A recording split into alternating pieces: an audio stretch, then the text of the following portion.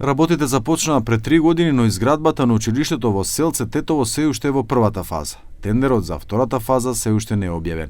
Втората фаза предвидува фасада, клупи и кабинети. Да се пушти во употреба, ќе треба да се уреди и спортското игралиште и ѕидот, кој е многу важен елемент за безбедноста на учениците. Градоначалникот на општина Тетово, Билјан Касами, очекува годинава да се завршат сите градежни работи. Edhe aty sipas informatorëve që kemi nga operatori që realizon punimet, punët shkojnë në bazë të dinamikës parapar. Kërkesa jonë është që brenda këtij viti të përmbyllen gjithë punët ndërtimore. Директорот на школата Муамер Асани вели дека новото училиште многу ќе го помогне образовниот процес.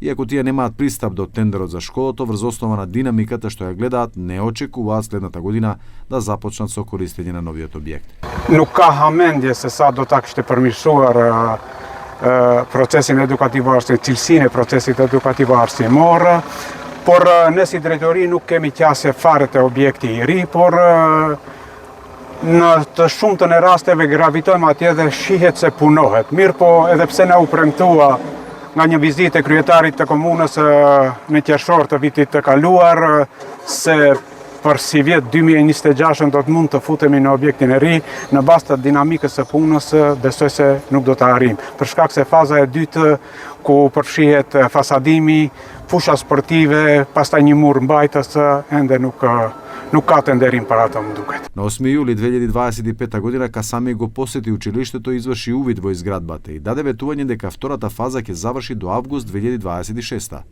Më thonë me finansim të Ministrisë Arsimit ashtu si ka nisur, por nëse do të ketë çfarë do lloji, do kisha thonë hezitimi apo do shohim nëse do ketë ndonjë pengesë eventuale, që nuk besoj, por sido që të jetë ne jemi të gatshëm si komunë që për vitin 2026 të ndajmë jetë edhe nga mjetet që po ashtu sigurohen nga qeveria për financim të projekteve të komunave që të përmbyllet ky projekt. Учениците од ова училиште учат во објект изграден во 60-тите години од минатиот век. Во 1999 година беше започнат нов училишен објект, но не е во функција поради свлечиште на земјиштето.